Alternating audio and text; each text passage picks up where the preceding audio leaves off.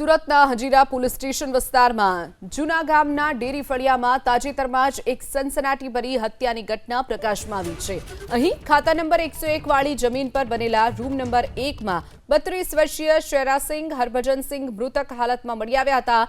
17 જાન્યુઆરીના રોજ બનેલી આ ઘટનામાં યુવકનું મોત કુદરતી નહીં પણ ક્રૂર હત્યા હોવાનું બહાર આવ્યું છે। હજીરા પોલીસે તાત્કાલિક કાર્યવાહી કરી ગણતરીના દિવસોમાં જ હત્યાનો ભેદ ઉકેલી નાખ્યો અને 2 આરોપીઓને ઝડપી લીધા છે।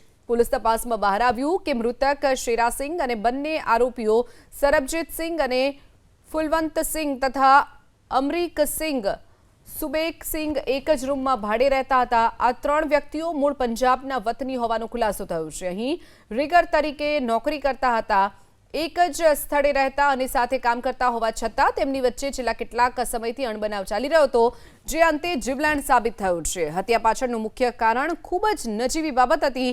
આરોપીઓની પૂછપરછમાં જાણવા મળ્યું કે મૃતક અને આરોપીઓ વચ્ચે અગાઉથી જૂની અદાવત ચાલી રહી હતી। આ અદાવતમાં જમવાનું બનાવવા જેવી સામાન્ય બાબતે ઝઘડો થયો અને ઘાતક સ્વરૂપ ધારણ કર્યું। ભોજન રાંધવા બાબતે થયેલી બોલાચાલી બાદ ઉશ્કેરાયેલા બંને મિત્રોએ શેરાસિંહ પર જીવલેણ હુમલો કરી દીધો, જેમાં તેનું મોત નીપજ્યું।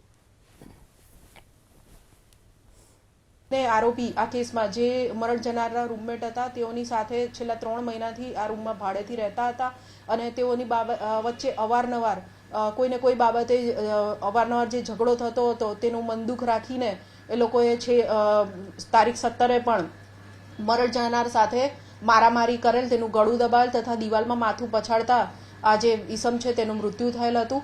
આજે બંને આરોપીઓની હજીરા પોલીસ દ્વારા ધરપકડ કરવામાં આવી છે।